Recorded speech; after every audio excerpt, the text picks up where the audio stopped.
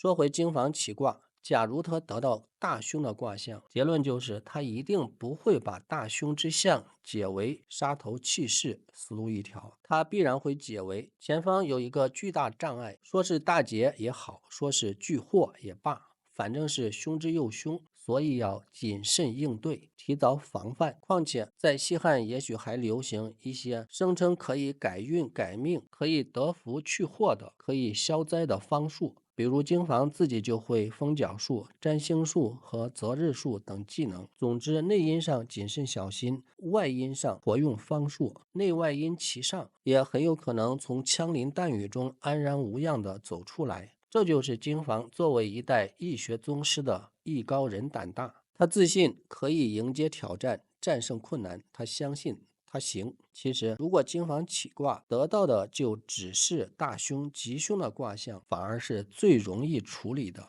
但周易之所以深奥难懂，就在于现实中绝大多数的卦象往往是有吉有凶有毁有吝，有吉中带凶，有凶中见吉，有毁而吝，有吝而救等等。特别是当卦象提示有吉有凶时，你该如何去解呢？这仿佛就像是在人生的十字路口，一条路是一片光明，一条路是万丈深渊。麻烦在于这两条路都没有路标，而你又不可能同时走在两条路上，也不可能在一条路上半途而返再走另一条路，因为人生没有回头路。如果只是这种截然不同的两条路或三条路，那就是选呗，凭缘分靠运气，选错了我就认了，无怨无悔。但是一个让我们普通人感到扎心的真相是，周易并不会仁慈到同时给你指出几条路，而绝大多数的情况是你只有一条路走，但在这一条路上却又包含了千万种的情况。这就是我们认知中的人生总有风雨，前路充满坎坷，富贵险中求，有机遇也有挑战。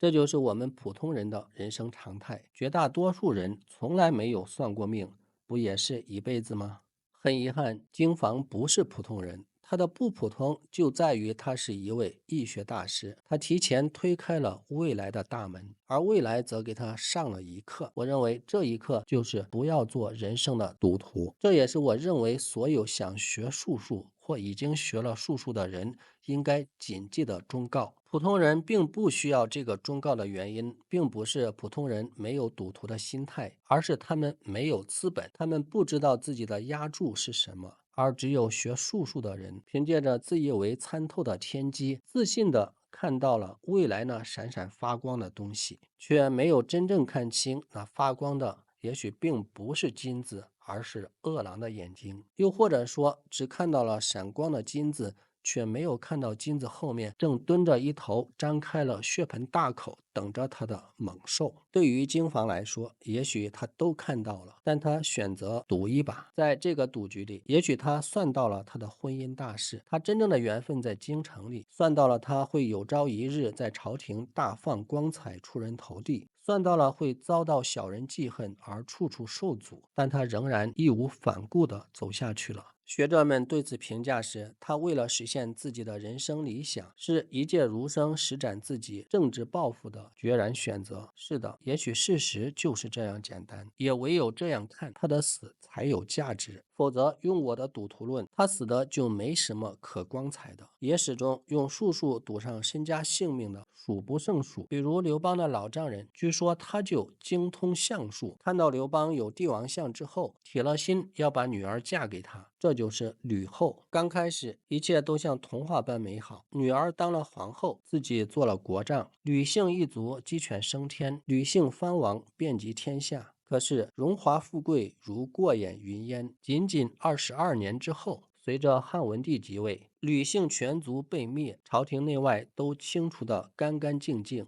从此在人世间销声匿迹，是真正的绝户。那么站在后人的角度上，你看老吕头当初靠面相术雕到的金龟婿刘邦咋样？为了区区20-30年的荣华富贵，赔上了吕姓全族人的命，这一把赌的可还值吗？在经房的悲剧中，他的学生张伯把自己的女儿嫁给经房，经房当初是否觉得娶到了献王的表妹是一件十分光宗耀祖的美事呢？金房当初是否有想过借献王的荣光而发达呢？人生常常是挺讽刺的。后来的事实是，献王反而要靠金房谋出头，而那个把女儿许配给了自己老师的张伯，给了金房一个老婆，却也最终拉上金房一起赴了黄泉路。我之所以把赌徒如此不敬的词用在金房身上，而不是很赞成学着所谓的儒生为实现政治理想的那种朝闻道夕死可以的豪迈情怀，并不是我作为一个普通人内心阴暗肮脏到诋毁圣贤的程度。孔子尚且可以走下神坛，何况是金房呢？在有关经房后续的视频中，我会通过具体的证据详细解读。当然，我希望我是错的，经房是纯洁的、神圣的。总之，这个话题我们也不必争议吵架。正如我前面视频里提到的，可喻者微言而喻矣，不可喻者虽痛哭流涕以谈而故不喻矣。此时多说无益，且待后话吧。最后说一下破解金房死局的内容计划。从下个视频开始，就是介绍金房入朝为官的经历了。而到这时，我们的金房专辑才进入真正的干货部分。前面的这十几个视频只能算是毫无营养的口水。内容安排如下：在介绍金房创造的60音律方面，我们会依据吴南勋的《律令汇通》这本书学一遍音律的干货知识。因为六经之中只有乐经失传，音律作为一个小众且十分冷门的学问，鲜有人问，我们不妨借经房这个机会补一补乐经可能带给我们的营养吧。然后是阴阳灾异术方面的干货，这有分4个方面：一是武德中史说，二是董仲舒的春秋繁露，三是